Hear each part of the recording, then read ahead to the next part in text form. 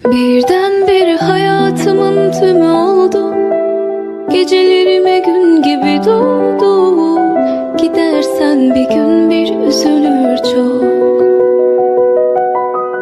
Hayatımın tümü oldu. Gecelerime gün gibi. Assalamualaikum warahmatullahi wabarakatuh. Saya Yudi Pramuka, tukang donat dari Parung, YouTuber tertua di semesta. Saya makin lama makin heran melihat politik Indonesia modern kita. Banyak orang pintar sebenarnya, tapi tampaknya kepandaian, kekayaan, wawasan mereka itu tidak dipakai oleh pemerintah ya. Misalnya saya tadi baru lihat Said Didu yang bilang kereta cepat itu menurut analisis dia itu 40 tahun tetap rugi ya, mungkin sampai 50 tahun, dan tetap didominasi oleh Cina. Kok bisa bikin proyek rugi? Dijawab sama Said Didu karena Pak Jokowi bikin proyek itu apa yang dia inginkan saja dan tidak berdasarkan kebutuhan masyarakat nih. Jadi pokoknya asal dia mau bikin itu. Dan tampaknya itu semacam proyek yang ada jebakannya gitu ya. Sama dengan IKN. IKN itu di challenge oleh banyak orang ya. Oleh Rizal Ramli, oleh Said Didu, oleh Rocky Gerung, oleh ya macam-macam. Dan itu pasti proyek yang diwariskan oleh Pak Jokowi itu proyek yang gagal itu, IKN. Dan kemudian mewariskan demokrasi yang decline, yang meluruh. Sampai Said Didu kita lihat ada Rizal Ramli yang analisisnya itu tajam, mengkritik kebijakan politik pemerintah, policy pemerintah Pak Jokowi itu banyak yang ngawur ya. Kita lihat ada Syahganda, Dr. Syahganda, banyak orang-orang pintar, Rocky Gerung, Amin Rais, ya kan, Din Samsudin, bisa melihat persoalan-persoalan yang tidak dilihat oleh pemerintah, dan persoalan yang dilihat itu muaranya satu ya. Mereka mempersoalkan ketidakadilan yang diciptakan oleh struktur, oleh kebijakan politik di rejim ini. Dan saya juga memperhatikan pikiran-pikiran yang out of the box atau berpikirnya without the box dari Usman Mardigu, Presiden Sontoloyo. Itu banyak pikiran orang-orang pintar kok nggak dipakai ya pemerintahnya. Sementara pemerintah, orang-orangnya itu, baik menteri dan pejabat-pejabat publiknya itu cirinya di era sekarang itu banyak yang masuk penjara karena uang banyak korupsi ya. Terus kalau yang nggak korupsi, pejabat-pejabatnya itu hidupnya mewah, kekayaannya bisa banyak ya, di tengah kemiskinan bangsanya itu. Ini ada kontradiksi ya. Di Indonesia kita sekarang ada proyek-proyek besar, tapi kemiskinannya juga besar ya. Subsidi dicabut, listrik naik, BBM naik, harga naik, ya kan? Ya kata tamu saya kemarin, ya memang sih kemarin BBM itu sempat turun, tapi beberapa hari itu naik lagi. Yang diberitakan diturunkan, setelah dinaikkan diprotes, diturunkan sebentar, terus naik lagi diam-diam ya. Listrik juga begitu, naik bertahap ya, nggak ada pengumuman. Terus orang-orang yang sangat kritis banyak yang masuk penjara ya. Ini Indonesia sebenarnya kalau berduduk bareng untuk ngurus dan menyikapi pikiran-pikiran kritis, mungkin pemerintah lebih cepat ya bisa mensejahterakan rakyatnya. Tapi tampaknya orang-orang yang kritis tuh banyak yang masuk penjara ya. Mereka minta sejak awal itu ganti presiden, ya. Tapi ada yang lebih jauh, bukan ganti presiden, ganti rejim, ya. Ganti rejim berbahaya. Sementara tambang-tambang itu, kata Said Didu, itu Cina ada di tambang-tambang di Indonesia. Jadi dia menguasai banyak hal Cina itu. Dan memang dibuka kan karpet merah untuk pengusaha Cina, untuk Tiongkok itu di Indonesia oleh rejim ini, ya. Itu mencemaskan kalangan purnawirawan TNI yang dicemas tapi tidak bisa berbuat apa-apa. Sementara polisi juga begitu. Sekarang saling membuka, ya, borok masing-masing para jenderal itu gara-gara kasus Sambo yang dikaitkan dengan pembunuhan terhadap Brigadir Joshua, ya. Polisi membunuh polisi di rumah dinas polisi, yang nyidik polisi. Jenderal Hendra dipecat sudah, Sambo dipecat, terus pembunuhan KM 50 yang mengusik rasa keadilan. Jadi ini negeri ada masalah, ya. Tapi masalahnya ketika diingatkan, dituntut untuk berbuat adil, pemerintah membalasnya dengan mengkerangkeng, ya. Membuli, mengkerangkeng, dan menghabisi lawan-lawan politiknya itu dengan pengadilan dengan alasan pencemaran nama baik dan lain-lain. Yang penting akhirnya masuk penjara, ya. Ada Anton Permana, ada Ruslan Buton, ada Jumhur Hidayat, ada Habib Rizik, siapa maksud saya, ada Habib Bahar, ada Gus Nur, ya. Yang terakhir ada Bambang Tri. Belum ustadz-ustadz yang Alfian Tanjung, Ustadz Maher dan lain-lain itu. Jadi banyak, ya, pemikir-pemikir terbaik bangsa ini yang mereka bicara lewat YouTube dan kemudian berakhir di penjara. Seharusnya mereka kalau bisa diambil atau bisa didudukkan menjadi partner dalam membangun, itu mungkin jauh lebih baik, ya. Jauh lebih baik, tidak rakyat tidak kehilangan peluang untuk menjadi sejahtera. Sekarang hampir 10 tahun pemerintahan rejim ini bukanlah masa emas dalam sejarah politik Indonesia modern, tapi satu masa pemerintahan 2 periode yang dicirikan oleh hutang yang gila-gilaan, cirinya hutang yang besar, kemudian dominasi tenaga kerja asing, ya, hutang yang besar, korupsi yang gila-gilaan. Skalanya itu sudah luar biasa.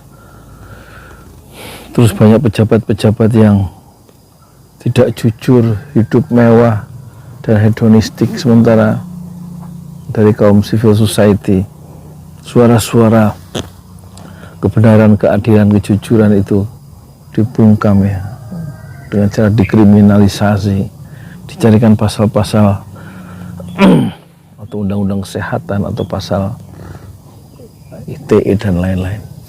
Kita sayangkan, ya, banyak orang-orang pandai, tetapi juga bukan hanya pandai, tapi banyak juga terjadi pengkhianat intelektual, ya, baik di lingkungan istana maupun di luar istana, demi kepentingan untuk mencari denting dolar dan denting dinar, ya. Orientasi hedonistik yang kuat, ya, itu mengalahkan orientasi kesederhanaan hidup dari pejabat-pejabat publik kita. Ya, moga-moga di masa depan tidak hanya ganti presiden, tetapi ganti rejim, ya, dan ganti suasana dan harapan baru menyongsong Indonesia yang lebih adil, lebih jujur, dan tidak penuh dengan udara kebohongan, sebagaimana kebohongan itu merata hampir di ujung lidah para pejabat-pejabat publik kita. Kebohongan adalah sebuah keniscayaan jika ingin bertahan dalam rezim yang sekarang. Moga-moga rezim ini segera berganti dan kita hidup dengan kejujuran, kesederhanaan hidup, kebenaran dan keadilan. Semoga ya. Saya Yudi Pramuko, tukang donat dari Parong YouTuber, tertua di semesta fasbir, sabron jamilah, bersabarlah dengan kesabaran yang indah. Assalamualaikum warahmatullahi wabarakatuh. Birdenbire hayatımın tümü oldu. Gecelerime gün gibi doğdu. Gidersen bir gün bir üzülür çok. Hayatımın tümü oldu. Gecelerime gün gibi doğdun. Gidersen bir gün bir kırılır çok. Adı lazım değil, baş harfi ben. Birdenbire hayatımın tümü oldu. Gecelerime gün gibi doğdun.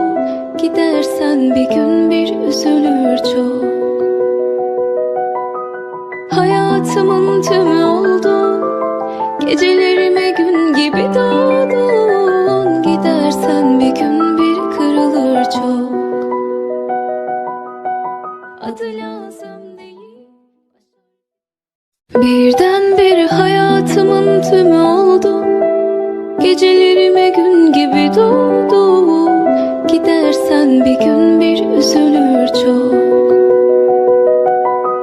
Hayatımın tümü oldu. Gecelerime gün gibi. Assalamualaikum warahmatullahi wabarakatuh. Saya Yudi Pramuko, tukang donat dari Parong YouTuber, tertua di semesta. Saya sudah lama ya mengamati Presiden Sontoloyo yang namanya Bosman Mardigu itu, yang katanya kader dari Benny Murdani. Ya, dia ngaku sendiri dia orang menghormati Benny Murdani ya, Panglima ABRI yang sangat bengis terhadap Islam. Dulu karena udah mati orangnya, dengan membawa sejumlah persoalan dan tanggung jawabnya kepada Allah. Padahal dia kakeknya katanya kiai ya, Benny Murdani itu loh. Ya, tidak bersahabat dengan politik Islam, tidak bersahabat dengan Islam lah dulu zaman Pak Harto kan begitu. Islam, politik Islam itu dikosongkan ya dari pentas nasional. Ya mungkin karena maunya apa CSIS dan apa yang namanya itu yang di Tanah Abang tuh, CSIS dan mafia Berkeley itu. Nah, saya sudah lihat Bosman Mardigu yang katanya lulusan pesantren yang besar ya, Sidogiri apa di Jawa Timur, tapi pikiran-pikirannya tampak dia ragu-ragu menyuarakan aspirasi Islam kecuali dikemas dengan bahasa yang mungkin lebih universal menurut dia ya. Salah satunya dia misalnya dengan santaranya itu anti riba gitu ya, yang tidak memberikan bunga pinjaman tapi tidak memberikan modal dan dalam bentuk bunga seperti perbankan konvensional, tapi bagi hasil ya. Dan saya pengen juga gabung, cuman gimana caranya? Apakah orang yang seperti saya ini bukan UKM sih sebenarnya, tukang donat atau tukang bubur ayam, bisa nggak dikembangkan ya? Bubur ayam ojo lali gitu loh, bubur ayam tapi mereknya ojo lali dikembangkan, bisa nggak dengan program di Santara itu, satu komunitas atau satu lembaga yang sekarang dilindungi oleh OJK ya, Otoritas Jasa Keuangan, setelah dia menangkan gugatan terhadap OJK itu. Nah, salah satu yang penting itu yang saya lihat, dia kalau dia mungkin generasi Newman itu menang dalam pemilu atau punya idenya itu punya kaki gitu, dia akan terapkan kira-kira begitu kan.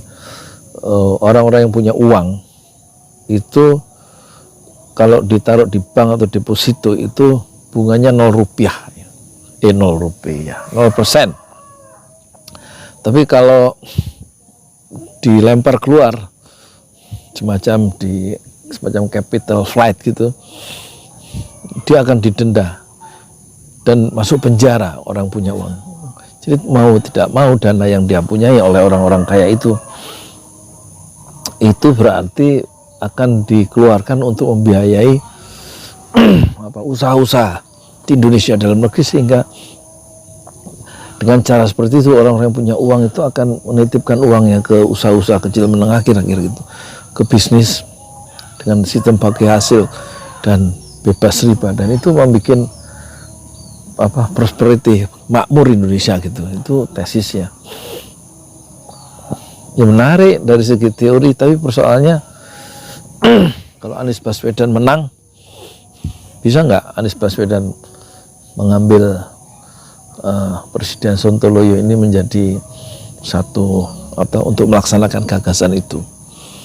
Apa enggak hancur-hancuran malah Indonesia, karena kemudian oligarki tentu akan marah besar ya. Seberapa kuat Anies Baswedan atau kekuatan New Mind itu menghadang ya, atau melakukan perlawanan atau menahan gempuran dari oligarki yang uangnya itu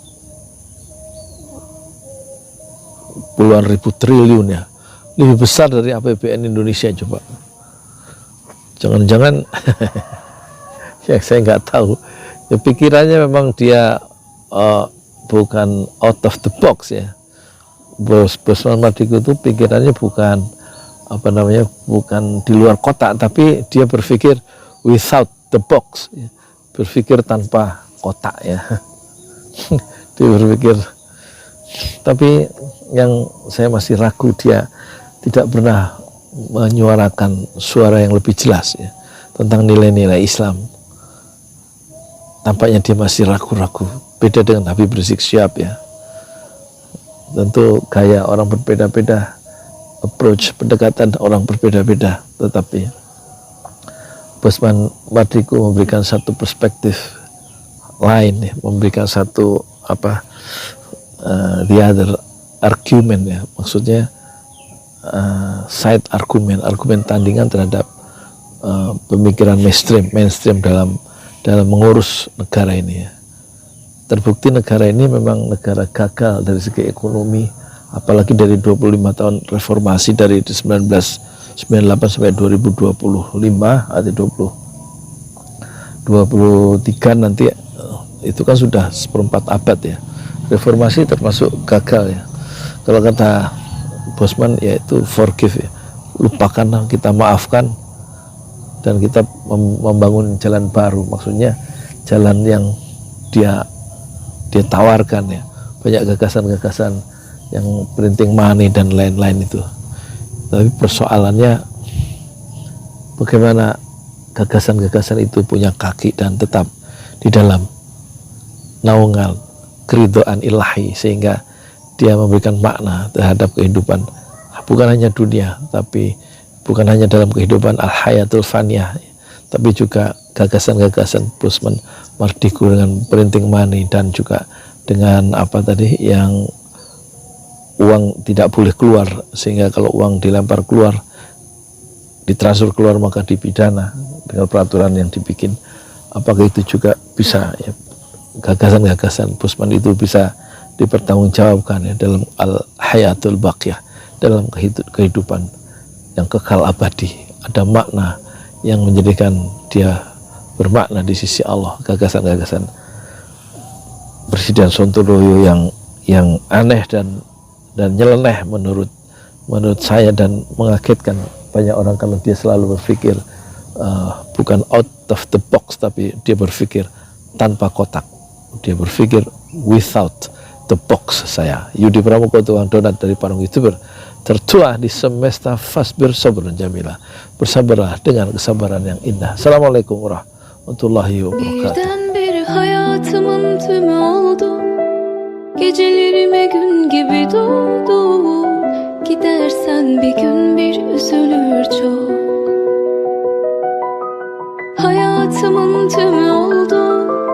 Gecelerime gün gibi doğdun. Gidersen bir gün bir kırılır çok. Adı lazım değil, baş harfi ben. Hayatımın tümü oldu. Gecelerime gün gibi doğdu. Gidersen bir gün bir üzülür çok. Hayatımın tümü oldu. Gecelerime gün gibi doğdu.